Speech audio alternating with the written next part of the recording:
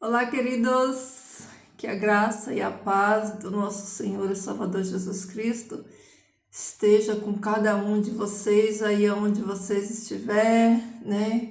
Que o Senhor Deus seja, né, companhia para você. Queridos, glória a Deus, né? Até aqui o Senhor Deus tem nos sustentado, tem nos conduzido, né? As misericórdias do Senhor têm se renovado e nós estamos aqui pela graça e poder de Deus, né? Estudando, buscando, nos orientando, nos despertando e despertando outros também, né? Que bênção! O mundo está descendo ladeira abaixo e nós precisamos estar atentos, alertas, né? Vigiando, como a palavra do Senhor nos orienta, né? Vigiando, orando em todo tempo para que nós possamos resistir tudo isso, né? Então, queridos, vamos continuar a nossa jornada aqui no livro de Zacarias, né? Aprendendo sobre renovação, né? Renovação, de como Deus, Ele é fiel em cumprir a sua palavra, em trazer mensagens por meio dos seus profetas, mensagens de ânimo, mensagem de conforto, né? Mensagem de paz, mensagem de esperança, né? O Senhor Deus traz para aquele povo. E, queridos, as profecias, na maior parte delas, elas têm duplo cumprimento, né? Às vezes, uma profecia, ela cumpriu parcialmente, né? Como no caso da profecia de Joel, né? Joel 2 e outras profecias, né? Então, aqui, nesse novo começo, né? Nessa volta do povo de Israel do exílio, né? Na restauração, na reconstrução, né? Deus, Ele está trazendo aqui esse começo para esse povo, mas esse começo também, né, é lição para todos nós, porque nós ainda vamos passar por esse recomeço, vocês entendem? Aqui o povo, né, Deus, Ele estava renovando, né, a aliança com eles, né, renovando as promessas com eles, trazendo a promessa do renovo do Messias que viria, né? Então, para nós, tudo isso se cumprirá. Quando? No reino milenar do Messias. Então, nós estamos aguardando, né? Cumprimento de profecia. Nós estamos aguardando, né? O retorno do nosso rei, que reinará, né? No milênio. E tudo isso vai se cumprir, assim como se cumpriu, né, no retorno deles, vai se cumprir no futuro também, muito em breve, quando o Messias voltar. Então, queridos, vamos continuar. Lembremos que ontem, né, nós aprendemos que o povo de Betel, eles vão questionar, né, ao governador, aos sacerdotes, às autoridades, sobre aqueles jejum que a gente tinha aprendido, né? Que eram 4 jejuns anuais que eles fizeram 70 anos lá no cativeiro. Esse jejum era comemorado, né? Celebrado. Não sei se a palavra correta é... Ninguém celebra jejum, né? Não é a celebração. Mas era feito, né? Era feito esses jejuns, né? Por exemplo, quando Jerusalém ela foi cercada, eles fizeram um dia para o jejum, né? Para lembrar todo esse dia que Jerusalém tinha sido cercada. Quando Jerusalém foi levado cativo também, né, no mês 5º, então eles faziam jejum, né, todo dia, nessa mesma data que o povo tinha sido levado cativo. Então, para cada ato desses ruins que aconteceu com Jerusalém, eles tiraram um dia para jejuar. Então, esses 4 dias ficaram aí no calendário deles durante esses 70 anos lá no cativeiro. Então, quando eles retornam desse cativeiro, né, eles se questionam se agora se fazia sentido eles continuar, né, guardando esses jejuns, esses 4 anos de jejum, já que já tinha passado 70 anos de cativeiro. e Deus responde para eles. A gente viu ontem, né? E hoje nós vamos ver a continuação dessa resposta que Deus dá para eles, porque o capítulo 7, o capítulo 8 é continuação ainda do capítulo 7, é o mesmo assunto, né? Ainda é Deus respondendo para eles, né? Lembremos que a Bíblia, ela no seu original, ela não tem capítulos nem versículos, né? A leitura é contínua. Portanto, hoje vamos dar continuidade, né? No desfecho dessa resposta de Deus para eles, né? Onde a gente viu, né? Um pouco do que Deus falou, e hoje a gente vai ver por completo, né? Então, pega aí a sua Bíblia, né? Para você marcar os textos, né? De repente, você que não consegue, abra aí o seu ouvido, fica aí na comunhão, se concentra para você entender, né? Para você entender aquilo que vai ser lido aqui. Então, vamos lá, capítulo 8 de Zacarias. Novamente, a palavra do Senhor dos Exércitos veio a mim, dizendo: Assim diz o Senhor dos Exércitos: Eu zelei por Sião com grande zelo e tive ciúmes dela com grande fúria. Então, olha só, Deus ele vem falando aqui, ó, que eles têm zelado, né? Zelado por Sião. A gente vê em várias citações da Bíblia, né? O próprio Deus usa vários profetas, né? A vida de vários deles para fazer uma analogia, né? Entre o casamento, né? Com o nosso relacionamento com Deus, né? Essa analogia no casamento, né? Sobre traição, ciúme. Mas o que a gente precisa entender e ficar claro na nossa mente é que quando Deus ele fala de ciúmes, os ciúmes de Deus é um ciúmes com zelo, não é esse ciúme pecaminoso, né, que nós conhecemos, carnal e pecaminoso. É um ciúme no sentido de zelo, de cuidado, né? Como ele mesmo fala aqui, ó, zelei por Sião com grande zelo e tive ciúmes dela com grande fúria. Ou seja, tive ciúme dela com grande fúria para proteger, para livrar, né? Porque imagina, né? Que a fúria de Deus, ela não é contra o seu povo, né? Ela é contra o pecado, é contra as coisas erradas que fazem, né? Separação entre nós e o nosso Deus. Então, no comecinho aqui, ó, Deus ele já vem trazendo esse sentimento aqui, ó, de zelo, de cuidado. Antes de Deus falar, né, trazer uma mensagem dura de repreensão, Deus ele vem trazendo esse carinho aqui, ó, falando do zelo, né, que ele tem para com o seu povo, para com Sião, e também aquilo que eu sempre falo, Deus ele é amor e Deus ele é justiça. Ele está falando do seu amor, está falando do seu cuidado, mas também está falando de fúria, ó.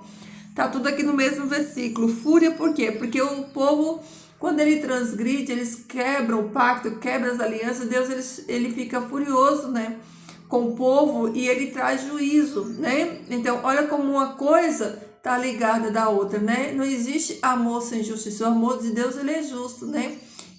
O amor e a justiça, eles caminham de mãos dadas, eles não são coisas opostas.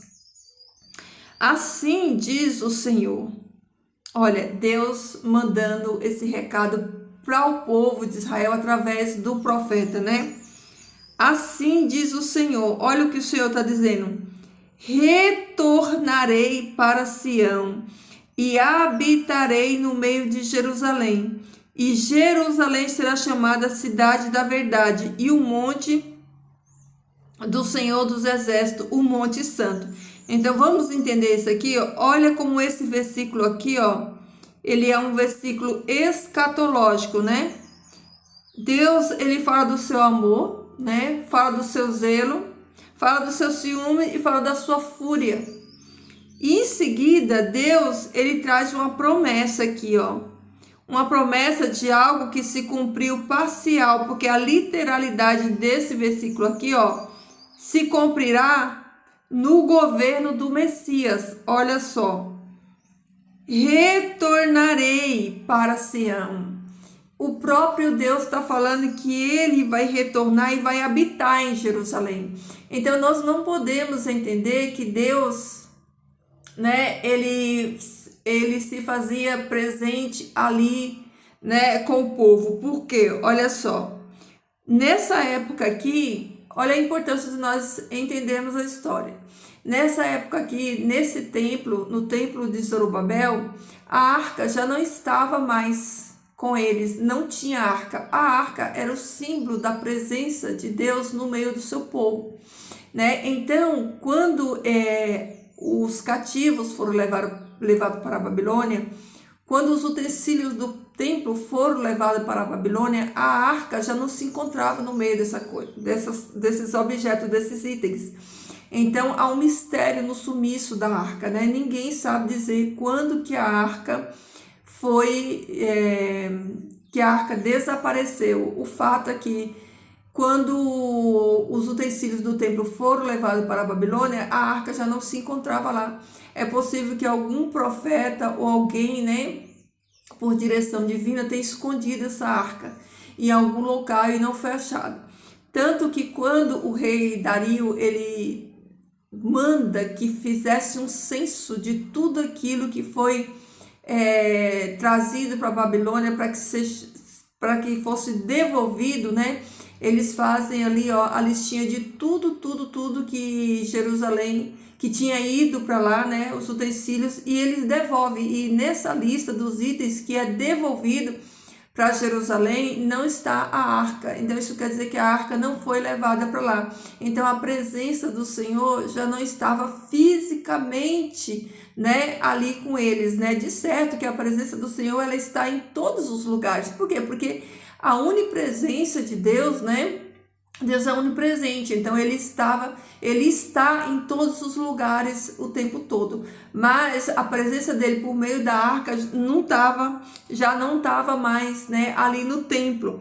Mas olha só, ele diz, o Senhor fala assim, ó, retornarei, ou seja, retornarei. A conjugação verbal aqui está no futuro, né? Retornarei, ó, no futuro eu retornarei para Sião e habitarei, né, no meio de Jerusalém. E Jerusalém será chamada cidade da verdade.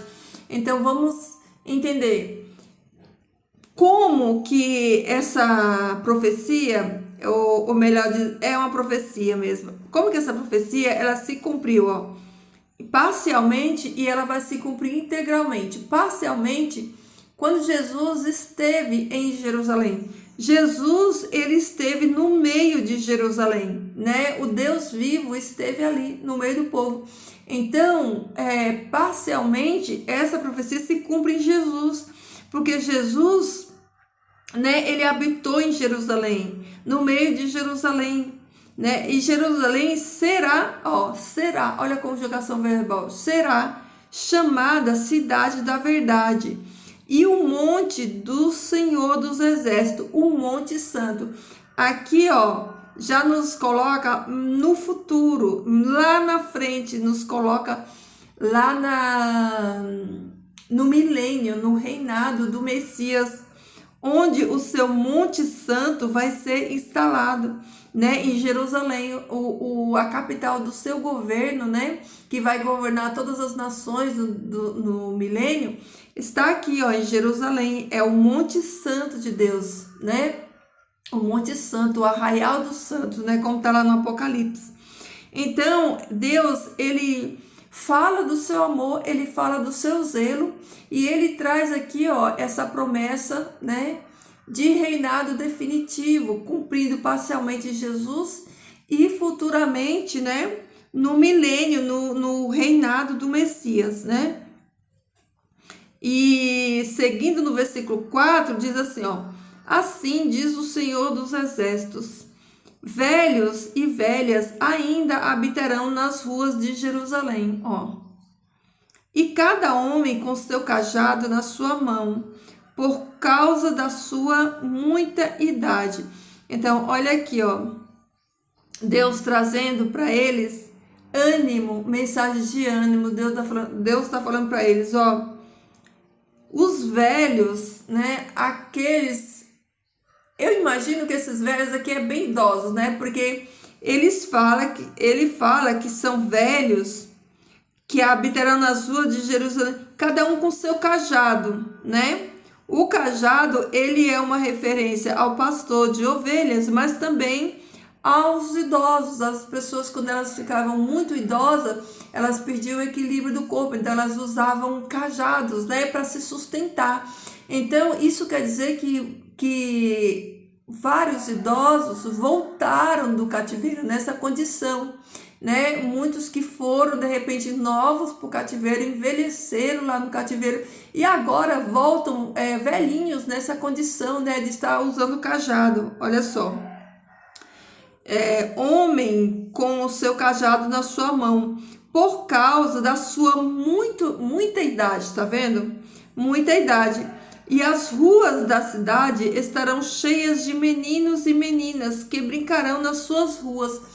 Olha que coisa interessante. Então aqui, olha só, a misericórdia de Deus, né? Olha que coisa linda e impressionante. Então Deus fala que essa geração, né, ela vai ser composta dos idosos, mas também são compostas de crianças, porque crianças representam o quê? Futuro, força, né, energia, jovialidade. Então é uma geração, né, que ela está composta, né, tanto da experiência dos idosos, né, dos anciãos, daqueles que viveram bastante, que conheceram a história, como está composto da nova geração, a nova geração que vai suceder aquela geração. Então, olha que coisa linda, né?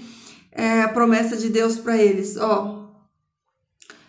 Assim diz o Senhor dos Exércitos: se isso for maravilhoso aos olhos do remanescente deste povo, neste dia. Então, olha como a Bíblia ela é clara quando a gente consegue interpretar corretamente. Olha aqui, ó. Deus fala, ó, ao remanescente desse povo. Quem é esse povo? Esse povo que voltou. É o remanescente, é o que sobrou, o que restou daqueles que voltaram do exílio. Então Deus fala assim, ó, o remanescente deste povo, ó, deste povo, nesses dias, tá vendo? Ó, nesses dias está especificado. Olha aí, ó, nesses dias deveria também ser maravilhoso aos meus olhos, diz o Senhor dos Exércitos. Então Deus está falando assim, ó, se essa promessa é maravilhosa aos olhos de vocês, aos olhos do remanescente, aos olhos daqueles que voltaram, imagine para mim. Então, olha como Deus ele tem alegria em nos abençoar. Ele tem alegria, né, de guardar o seu povo, de abençoar o seu povo, de trazer boas novas para o seu povo. Deus ele se alegra, né, quando ele pode fazer o bem para o seu povo. Por que eu digo quando ele pode? Porque há uma condicional para as bênçãos de Deus alcançar o seu povo. Muitas vezes Deus não pode abençoar o seu povo. Por quê? Porque o povo quebra a aliança, o povo fica na desobediência, então eles retêm as bênçãos de Deus. Então, continuando. Assim diz o Senhor dos Exércitos: eis que salvarei o meu povo da terra do leste e da terra do oeste. Olha só. Ó, presta atenção para você entender bem. Deus falou daquele povo, como eu acabei de explicar aqui, ó, daquele povo, daquele remanescente daquela época. E aqui, ó, Deus já vai lançar luz lá para o futuro. Olha só. Eu os trarei e habitarão no meio de Jerusalém. Ó, aqui já foi lá para o milênio, ó. Eu os trarei e habitarão no meio de Jerusalém. E eles serão meu povo, e eu os serei o seu Deus, em verdade e em justiça. Sabe onde é que está isso aqui? Lá no Apocalipse. Ó, eu vou ler rapidinho. Marca aí na sua Bíblia, ó. Apocalipse 21, capítulo 3, diz assim, ó. E escutei uma potente voz do céu que disse: eis o tabernáculo de Deus com os homens, e ele habitará com eles.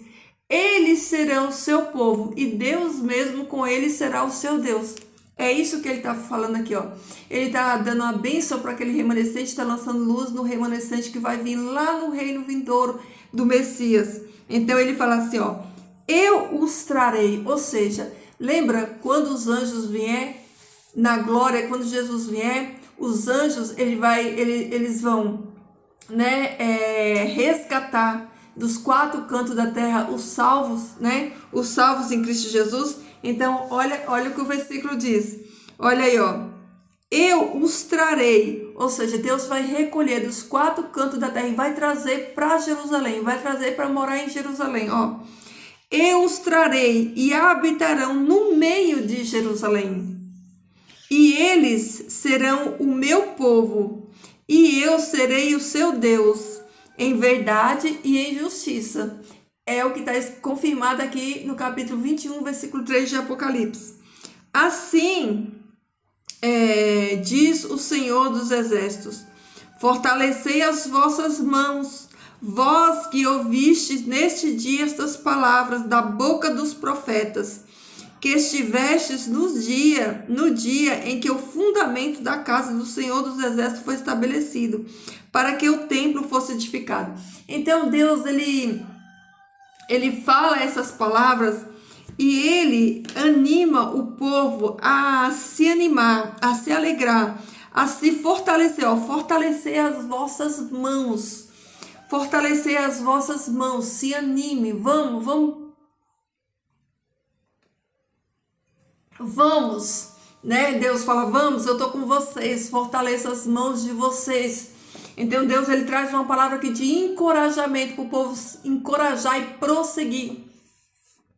Porque antes destes dias não havia salário para o homem, nem salário para os animais, nem havia paz para aqueles que saíam ou entravam por causa da aflição, porque eu incitei todos os homens, cada qual contra o seu próximo. Então, olha, Deus falando assim, ó, se anime agora. E Deus dá um motivo, por que eles, né, precisam agora levantar a cabeça, fortalecer os braços, se animar. Por quê? Porque antes desses dias não havia salário nem para homem, nem para animal. Porque antes desses dias eles eram escravos. Escravos não têm salário, escravos não têm prazer. Escravos, né, não tinha, ó, tanto os animais como os homens. Então eles eram escravos, eles não tinham salário, eles não tinham motivo para se alegrar. Agora não, agora eles têm paz. Olha aí, ó, que antes não havia paz, né, para aqueles que saíam e entravam por causa das aflições.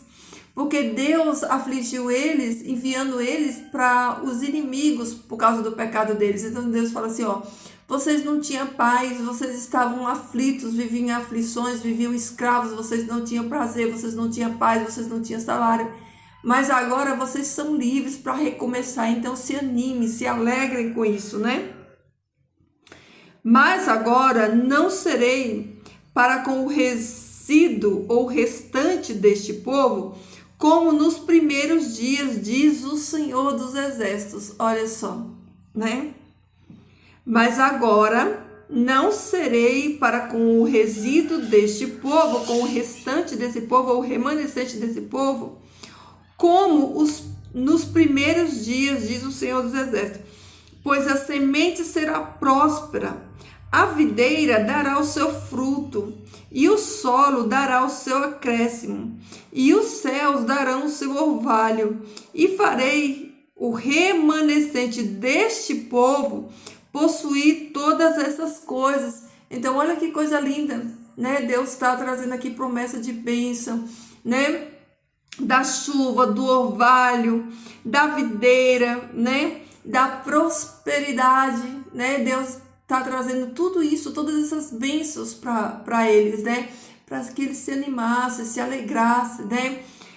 Então Deus, ele traz aqui, ó, promessa de prosperidade, promessa de paz, promessa do fruto da terra, né? Para eles, né? Que eles vão possuir, né? Que eles vão possuir todas essas coisas. E acontecerá que assim como fosse uma maldição entre os pagãos, ó casa de Judá e casa de Jerusalém, então eu vos salvarei e sereis uma bênção. Não temais, mas fortaleceis as vossas mãos. Querido, esse texto, ele pesa muito no meu coração. é um impacto tão grande, porque olha só, Deus fala assim, ó, vocês, né? Deixa eu voltar aqui, ó. Porque assim diz o Senhor dos Exércitos, né? Acontecerá que assim como foste uma maldição entre os pagãos, ó casa de Judá e casa de Israel, então eu vos salvarei. Vocês foram uma maldição, Judá e Israel. Vocês foram uma maldição para os povos quando eu criei vocês para que vocês fossem bênçãos. Vocês foram maldição para os povos, vocês amaldiçoaram a terra, mas eu os salvarei. Olha isso, isso não pesa no seu coração? Essa misericórdia de Deus, esse amor de Deus, olha, isso é graça. Isso é a graça escancarada. Isso é aquilo que Jesus fez na cruz. Porque quando a gente olha para esse povo, nós precisamos nos incluir, porque é a mesma coisa, nós não somos diferentes deles, né? Eles foram maldição, eles amaldiçoaram a terra com as atitudes deles e com o pecado deles. Eles eram para ser testemunho para o mundo, assim como nós, como cristãos, hoje deveríamos ser, e nós não somos. Essa que é a verdade. Então Deus está falando que eles foram maldição para os pagãos. Eles foram maldição para os pagãos. Por quê? Porque eles não testemunharam do Deus vivo. Eles não levaram, né, o Deus de Israel para outras nações. Eles se contaminaram com outros ídolos. Mas a misericórdia de Deus é tão grande que Deus fala isso, ó. Fostes uma maldição para os pagãos, ó casa de Judá e casa de Israel. Então eu vos salvarei e sereis uma bênção. Não temais, mas fortaleceis as vossas mãos. Vocês conseguem imaginar isso aqui? Para mim isso aqui é o ápice de todos os capítulos. Vocês não merecem. Vocês são os miseráveis, como diz lá no Apocalipse, né? Para a igreja de Laodiceia. Vocês são miseráveis, pobres, cegos e nus. Vocês são miseráveis. Vocês não testemunharam, vocês não me obedeceram, não fizeram minha vontade. Mas eu os salvarei. Olha a misericórdia de Deus jorrando aqui, ó. Eu os salvarei.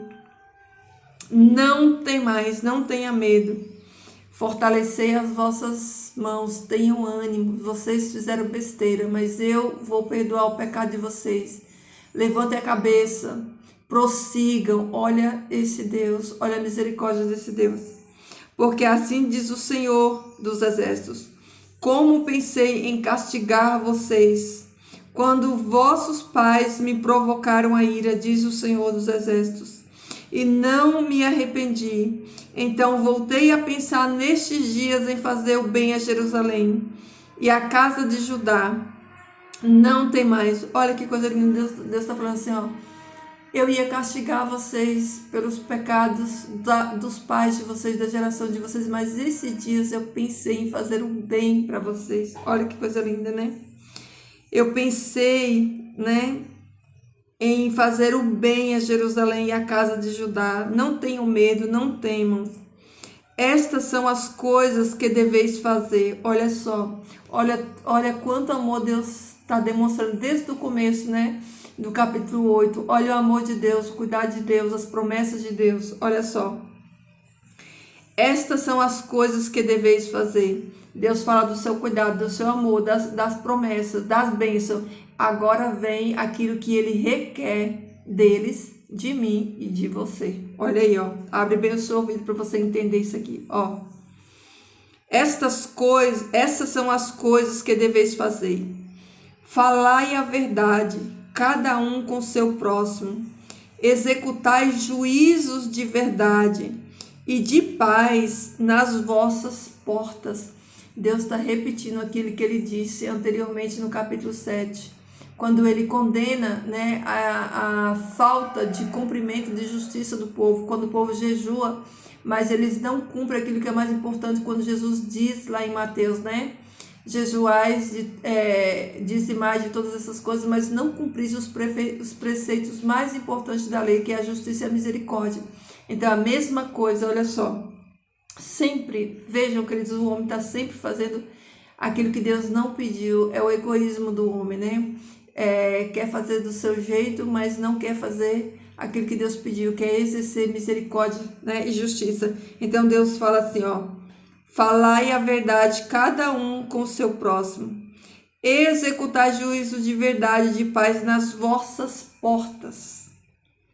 E nenhum de vós pense mal no seu coração contra o seu vizinho, nem amais o juramento falso. Queridos, aqui não está falando que a gente tem que fazer o mal, está falando de pensar. Não penseis. O padrão do céu, queridos, é elevado. É um padrão de santidade. Olha aí, ó. Nenhum de vós, nenhum de vocês, penseis mal no seu coração. Não é a praticar, é pensar. O nível é elevado. Lembra quando Jesus fala assim: ouvistes que foi dito pelos vossos pais, né? Lembra que Jesus fala assim? Não, como é que fala? Pagai na mesma moeda, olho por olho, dente por dente, eu, porém, vos digo. Então, o padrão de Jesus é elevado. Ele fala assim, ó, ouvis que foi dito, né? Se alguém, né, adulterar com a mulher, porém, eu vos digo, o meu padrão é que se você olhar com pensamentos impuros, você já traiu, você já pecou. Então, é a mesma coisa aqui, ó. É a mesma coisa. Então, Deus está falando assim, ó. Se você pensar mal no seu coração, porque a praticar é quando você pensa, você já pecou. Você só não concretizou o pecado, mas o pecado já foi gerado na sua mente. Na sua mente você já pecou. Por isso que Jesus usa o exemplo lá da traição. É a mesma coisa que Deus está usando aqui, ó. Se você, né, pensar mal no seu coração contra o seu vizinho, né? Contra o seu vizinho, olha que o vizinho nem é alguém que está próximo da gente, né? É alguém que está próximo no sentido de vínculo familiar. Então, Deus fala assim, ó. Se você pensar mal do seu vizinho, no seu coração, contra o seu vizinho, nem ameis o juramento falso, pois todas essas coisas eu odeio, diz o Senhor. Queridos, são tantas coisas que Deus odeia, tudo que está relacionado ao pecado Deus odeia.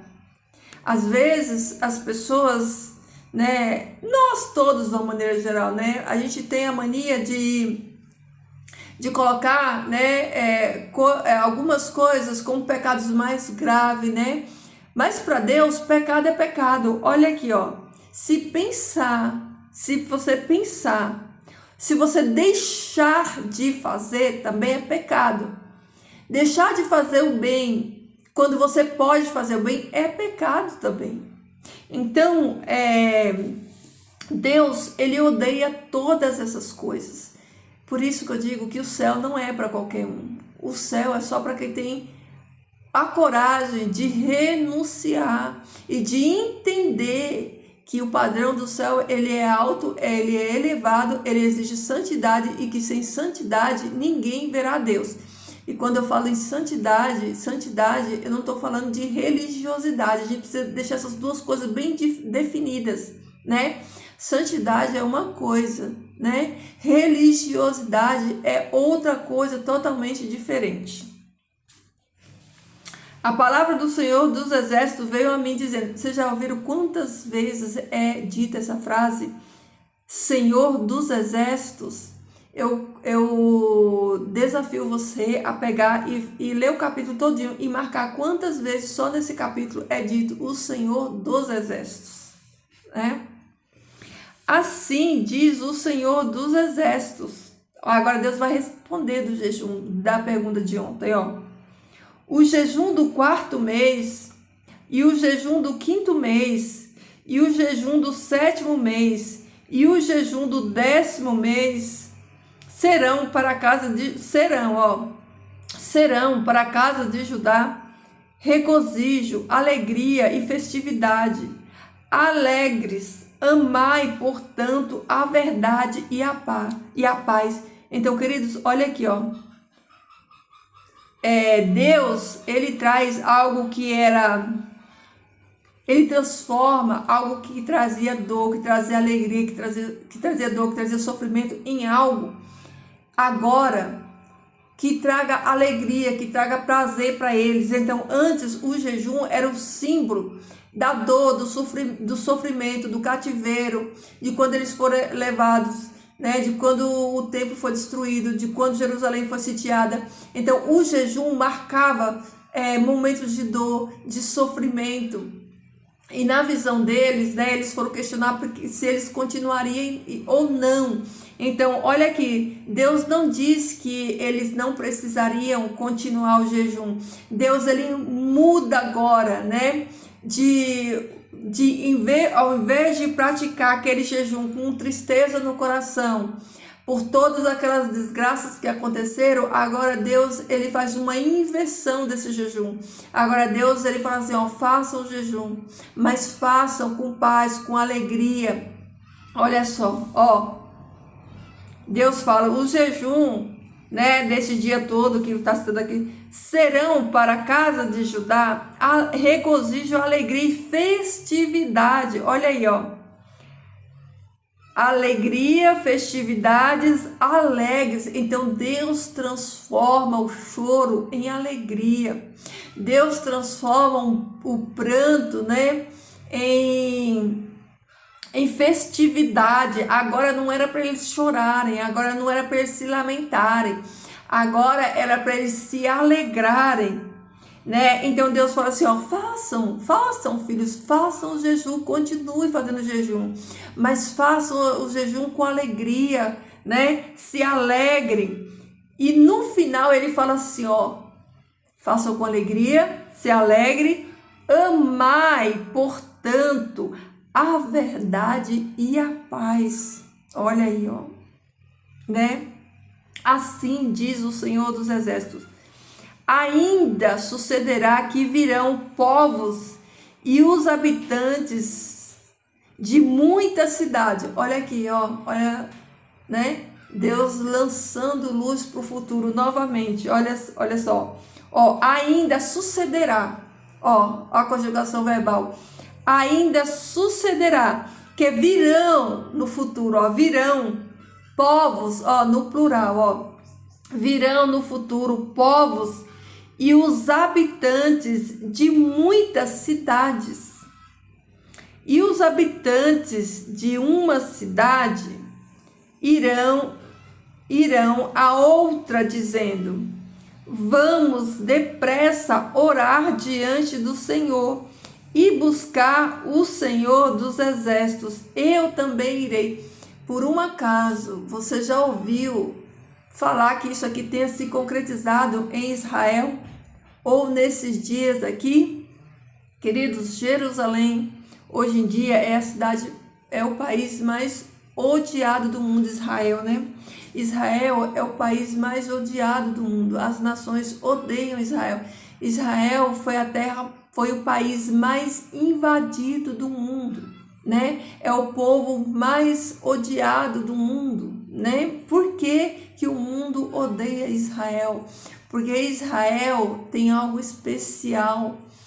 Israel é a terra, né? É o cantinho aqui onde Deus separou para se manifestar. Israel é o lugar onde Jesus, o próprio Filho de Deus, andou, pisou. Toda a história da humanidade está registrada em Israel. Então, Israel é muito preciosa aos olhos do Senhor, né? Por isso, as nações, principalmente os árabes, os vizinhos, Israel, se você olhar no mapa, ele está cercado por inimigos. Todos aqueles países ali, ó, em volta de Israel são inimigos de Israel, né? Então, Deus, ele está lançando aqui, ó, uma profecia para o milênio, para o futuro, ó. No futuro, Os habitantes de uma cidade irão a outra, dizendo: vamos depressa orar diante do Senhor e buscar o Senhor dos exércitos. Eu também irei.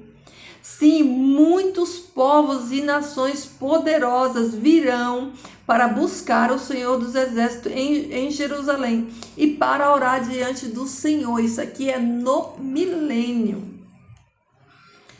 Assim diz o Senhor dos exércitos: naqueles dias sucederá que 10 homens de todas as línguas das nações pegarão na orla das vestes daquele que é um judeu, dizendo: nós iremos contigo, pois ouvimos que Deus está contigo, né? Então, queridos, esse versículo aqui, aqui na nota, né, na nota da Bíblia de Estudo, diz que no Antigo Oriente, né, agarrar a barra das vestes de um judeu era um ato de submissão e súplica, né? Era um ato de submissão e súplica, de aceitação, né? De aceitação. Aqui é aceitação da doutrina, aceitação da lei, aceitação da Torá. É nesse sentido, né, que está falando, né? Que muitas nações, né, agarrarão as vestes de um judeu, né? E dirão, né? Dizendo: nós iremos contigo, pois ouvimos que Deus está contigo.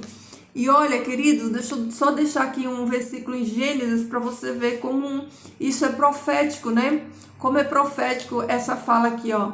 Gênesis 27, 29 fala assim, ó: os povos te sirvam e se prostrem a ti as nações. Seja o príncipe para teus irmãos e se prostrem a ti os filhos da tua mãe. Malditos que te amaldiçoarem e benditos que te bendigam. Então isso aqui é a bênção que Isaac dá a Jacó, né? Essa bênção sobre o governo, o domínio, né? Que ele, né, teria das nações, no caso a nação de Israel teria sobre os povos, porque Deus, ele deu o domínio, o governo para Israel, para que Israel fosse governo sobre todos os povos, né? Então, por isso aqui nesse relato diz isso. Então, queridos, como é precioso a gente poder estudar, desvendar, conhecer. Queridos, todo dia, se você estudar a palavra do Senhor, todo dia você vai descobrir coisas novas. É igual um sítio arqueológico, sabe? Quando os arqueólogos eles vão cavando e vão encontrando. Eu já ouvi falar que lá em Jerusalém, o tempo todo, se você cavar, você está sempre encontrando relíquias, alguns objetos, artefatos que contam a história, né? E a palavra de Deus é a mesma coisa. Se você estudar todo dia, você vai descobrir coisas novas, você vai descobrir, queridos, a palavra de Deus. Vocês têm noção de que esse livro aqui, ó, é o manual da existência desse planeta. Essa palavra aqui, ela é eterna, ela é eterna. A história desse mundo, a história dessa criação, a história do plano de Deus, né? Do plano da origem humana, da salvação humana, ela está contida nesse livro. Olha a preciosidade que é isso aqui, né? Olha a preciosidade que é. Nós temos na nossa mão o livro da origem, que conta a história da terra, de como Deus criou tudo isso. Então isso é precioso demais. Por que a Bíblia, né, por muitos anos, né, ela foi queimada, ela foi, né, trancada nos porões? Por que muito tempo, né, os cristãos não tiveram acesso a essa palavra, né? Por que tentam calar a Bíblia? Por que eles tentam mudar os textos? Porque a origem de tudo, queridos, está registrada aqui, ó. Está registrada aqui. E nós como eu falei no vídeo de ontem, nós precisamos ser expert nessa palavra, porque essa palavra conta a minha e a sua história. Não só a minha e a sua história. Essa palavra, ela conta a origem desse mundo, né? De como Deus fez todas as coisas. E digo mais, essa palavra aqui, ela conta o começo, o meio e o fim de todas as coisas. Então, olha a importância da palavra de Deus. E por ela ser muito extensa, né? Porque afinal de contas são 4.000 anos de história aqui dentro, né? Então isso, né? Por conta, né, desse rico material e desse extenso material, se faz necessário todo dia nós virmos pesquisar aqui. Todo dia nós temos que garimpar e, né, como diz lá na parábola, a gente tem que garimpar esses tesouros e ir encontrando esses tesouros, né, que é tão precioso, porque esse hábito da leitura vai trazer para nós, né, uma fé fortalecida, nós vamos fortalecer a nossa fé. Então, queridos, que bênção, né?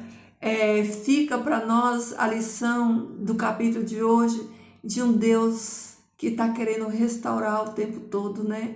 De um Deus que o tempo todo está colocando à nossa disposição a sua bondade, a sua misericórdia, a sua longanimidade, trazendo para nós bênçãos, esperança, palavra de conforto, né? Quando eu vejo, né, como Deus ele trata o seu povo, como Deus ele vai atrás, como Deus ele se arrepende, ele vai atrás, ele traz, ele cura, ele cuida, né? Então, esse amor de Deus é maravilhoso, porque tudo de ruim que acontece com o povo, nada tem a ver com Deus. Deus ele só está sendo justo, né? Só está sendo justo. Então, cada geração dessas, cada acontecido com esse povo, ela mostra o quanto Deus ele é maravilhoso e misericordioso, porque é como diz na palavra, onde abundou, deu um trava-língua agora do versículo, onde abundou o pecado, superabundou a graça. Então você veja que a graça de Deus, ela é maior, né? Ela é maior do que o pecado, como ele diz aqui, né? Vocês foram, né? Maldição para a geração, mas eu perdoo vocês, eu estou disposto a perdoar o pecado de vocês. Então, quando eu olho, eu sempre vejo esse Deus misericordioso, amoroso, que perdoa, que quer restaurar, que quer trazer renovo, que traz mensagem de esperança. O tempo todo a gente tá vendo, né, essa atitude do nosso Deus de trazer essa esperança. Então, queridos, eu espero que você tire lições desse capítulo hoje, que você pense, que você faça análise, que você enxergue o amor desse Deus, a misericórdia desse Deus, e que também nós possamos tirar lição, né, desse povo. O povo que teve, né, a direção de Deus, Deus direcionando, Deus conduzindo, Deus fazendo tudo isso, e eles, né, não se arrependeram, não mudaram as suas atitudes. Por isso, na sequência da história, a gente vê que Deus, né, entrega a eles, mais uma vez, eles são, queridos, como é triste que contraste, né, a gente vê essa misericórdia de Deus, a gente vê esse amor de Deus, e por outro lado, a gente vê a malignidade do ser humano, como o ser humano, ele é inimigo de Deus, como o ser humano, ele não quer o bem, né? Prova disso é que esse próprio povo, né? Jerusalém foi invadida milhares de vezes. Eles foram enviados para várias nações. Se a gente olhar o que aconteceu com os judeus, né? No ano 70 depois de Cristo, o imperador Tito entra em Jerusalém, ele destrói Jerusalém, mata os cristãos. eles perseguidos, eles são exterminados, vem o Holocausto e tanta a Guerra dos 6 Dias. E como, queridos, como que esse povo, eles continuam nas mesmas práticas. E aí, quando a gente vem olhando a gente tira um pouco os olhos do judaísmo e a gente vê um pouco para o cristianismo, a gente vê que não há diferença. Não há diferença porque os cristãos, né, aqui do Ocidente, eles praticam praticamente as mesmas coisas, porque a gente vê que na sua maioria, né, das denominações, eles estão mergulhados, envolvidos em adoração, né? Adoração a ídolos famosos, a cantores famosos, os cultos se transformaram em shows, em eventos, né? A palavra de Deus, ela não há ensino verdadeiro da doutrina. As pessoas não têm o conhecimento e por elas não terem o conhecimento, elas não aprenderam a questionar, elas só aceitam calado. Aqueles que questionam, eles são tidos como pessoas usadas pelo mal, pessoas que não estão entendendo e coisas piores. Então, tudo aquilo que foge da vontade de Deus, que foge da palavra de Deus, né? Ela não faz parte da vida daqueles que servem a Deus. Porque para quem está desperto é tão nítido, né? Olharmos e fazermos análise. Quando a gente olha para a denominação e a gente vê que os cultos, né, são feitos e nesses cultos não há adoração a Deus, né? Os louvores são cristocêntricos, as programações, né, não são, no caso, cristocêntricas.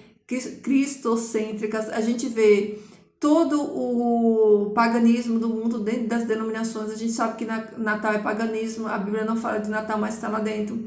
Todas as datas de dia de pai, dia de mãe, dia das crianças, que inclusive é um feriado para uma entidade, né, uma padroeira. Então, tudo que se faz dentro desses templos e dessas denominações, quando você estuda a palavra de Deus, você é desperto, você vê que Deus não pediu nada disso, né? O que Deus pede? Justiça, como ele falou aqui, ó. Deus pede obediência à palavra dele, pede justiça, amor ao próximo, serviço. Mas não é isso que a gente vê. Cada dia que passa, a gente vê que a verdade de Deus, ela está distante da realidade dos shows e dos eventos. Hoje se comemora de tudo, então o culto não é mais para Deus, o culto é para agradar pessoas, o culto é para cumprir agenda, né? Agendas paganizadas, né? Então o culto deveria ser exclusivamente, né, para adoração, o único que é digno de adoração. Queridos, vejam que se as denominações seguissem aquilo que a palavra de Deus orienta, nós não teríamos placas, nós nos congregaríamos como cristãos da mesma fé, adorando o mesmo Deus, porque é o mesmo Deus, né? E não haveria essa necessidade, né, desses milhões de CNPJs, essa igreja institucionalizada com o CNPJ, um conglomerado empresarial, onde não se prega a verdade, onde é proibido se questionar, onde é proibido, né, falar do pecado, falar do inferno, falar de morte eterna, se você não serve a Deus. Então isso virou ritos religiosos, né? Ritos religiosos e cumprimento de tradições de homens, né? Os cristãos falam tanto dos católicos, né? Mas hoje não tem mais diferença nenhuma. Então, na mesma condição, né? Você vê que Carnaval, Páscoa, que nada tem a ver com a palavra de Deus, né? No modelo que eles fazem hoje, até a ceia, né? Tá totalmente distorcido da palavra. Por quê? Porque veio tudo de Roma, receberam tudo de Roma. Então, vejam, queridos, que a questão não é o congregar em si. O congregar é bíblico congregar, se juntar com os irmãos. Agora, a grande questão não é você congregar ou você deixar de congregar. A questão é que não há mais lugares para se congregar porque houve uma corrupção. Houve uma corrupção, né? Porque você olha para todas elas, né? Você não vê a sã doutrina, você não vê as pessoas andando 100% naquilo que a palavra de Deus nos orienta. Então, há um desvio da sã doutrina. Eles adoram outras coisas no lugar, né, do Criador, né? Muitas outras coisas, né? Muitas. Mas isso daí também é profético, é a operação do engano, é para enganar as pessoas. Então, queridos, essa é a palavra de hoje, que todos nós possamos analisar, meditar, pensar. Deus nos deu intelecto, inteligência para nós pensarmos, analisarmos, né? O nosso culto ele tem que ser racional, não emocional, não emotivo, não que as emoções elas não sejam necessárias, mas o nosso culto tem que ser racional. Você precisa entender, né, aquilo que você está fazendo, por que você está fazendo, né? E tudo tem que ser direcionado na palavra do Senhor, tá bom? Então vamos orar. Santo Deus, amado Pai que estás nos céus, nós te louvamos, bendizemos o teu nome santo, agradecemos, Pai, por mais um dia na tua presença, agradecemos pelo dom da vida, pelas muitas bênçãos concedidas. Coloco, Pai, nas tuas mãos a minha vida, a vida dos meus irmãos, peço que o Senhor nos fortaleça, que o Senhor nos guarde, Pai, que o Senhor nos dê a tua palavra, que o Senhor nos dê a tua paz, que excede todo entendimento, que o Senhor nos leve, Senhor Deus, a fazer a tua vontade, que o nosso coração esteja, Senhor Deus, suscetível, Pai, ao toque do teu Espírito Santo, que essa palavra santa e bendita, que é a tua palavra, Senhor, ela possa alcançar o coração de cada um dos teus filhos, trazendo entendimento, trazendo paz, trazendo consolo, conforto, trazendo ânimo e alegria, Senhor Deus, que essas promessas, Senhor Deus, ela nos fortaleça nessa espera, para que possamos, Senhor Deus, estarmos, como diz a tua palavra, com os braços fortes, Senhor Deus, esperando em ti, Pai. Obrigado, Senhor Deus, porque nós não merecemos, Senhor Deus, nós somos pecadores miseráveis, Pai, é isso que nós somos, mas a tua graça, ela nos alcança, nos envolve, a tua graça, Senhor Deus, nos tira de um lamaçal de lama desse mundo e nos traz, Senhor Deus, para a santidade por meio de Cristo Jesus. Pai, tem misericórdia de nós. Perdoa, Senhor, os nossos pecados, nos ajuda, Senhor Deus, a vivermos, Senhor Deus, em santidade, que a Tua palavra reine soberana e absoluta no nosso coração, que nós não venhamos desviar da Tua palavra, Senhor, nem para a direita e nem para a esquerda, Senhor Deus, mas que nós fiquemos, Pai, na Tua palavra, que é perfeita, que é genuína, Senhor Deus, que nós não venhamos ser enganados, Pai, mas que nós estejamos cada dia mais despertos, que possamos despertar outros também, Senhor. Obrigado, Pai, pela promessa do reino do Messias, que cada um de nós possamos estar lá naquele dia, Senhor Deus, como reino de sacerdote, como diz a Tua palavra, que os nossos pecados sejam perdoados, Senhor Deus, que o Senhor tenha misericórdia de nós, que o Teu bom Espírito nos ensine, Senhor Deus, nos faça lembrar todas as coisas, assim como diz a Tua palavra, Senhor Deus, que é fiel e verdadeira, Pai. Que o Senhor nos fortaleça para isso, nos dê um dia de paz, de tranquilidade. Eu coloco, Senhor Deus, a vida dos teus filhos nas tuas mãos, Senhor Deus, peço para a igreja perseguida na face da terra. O Senhor fortaleça cada um deles, Pai, entrega a nossa nação nas tuas mãos, Senhor Deus, e clamo, Pai, misericórdia, Senhor, em nome de Jesus, Pai, eu peço e agradeço. Amém. Amém, queridos? É isso aí, queridos, ó. Que Jesus transborde amor no meu e no seu coração. Se preparem, Jesus está voltando, as coisas estão acontecendo. Peçam, queridos, discernimento espiritual, que o Espírito Santo de Deus dê a mim e a você discernimento espiritual, para que nós possamos enxergar e discernir não só a palavra, discernir as profecias, discernir os tempos, isso é muito importante, né? Estarmos atentos e alertas com tudo que está acontecendo e principalmente estarmos fundamentados aqui, ó, nessa palavra, tá bom? Então que Jesus transborde amor no seu coração, que você pregue a palavra do Senhor, né? A tempo e a fora de tempo, tá bom, queridos? Fiquem todos com Deus. Obrigada a todos vocês que têm deixado um comentário aí. Deixa aí o seu comentário, deixa o seu like aí no vídeo, não custa nada, queridos. Olha uma coisa que me impressiona, olha o nível que nós chegamos, se nós temos dificuldade, né, de fazermos algo que não nos custa nada, imagina se custar alguma coisa, né? Então não custa nada, né? Isso é um gesto de amor, de carinho, né? Então deixa aí o seu like no vídeo para que mais pessoas, né, assistam esse conteúdo, sejam edificados. Que o Senhor Deus te abençoe, te guarde, te proteja, fiquem firmes, queridos, não desistam, tá? Cuide para que ninguém roube a sua coroa, tá? Porque aquele que for fiel até a morte, o Senhor dará a coroa da vida eterna, tá bom? Cheiro, meu povo, até amanhã.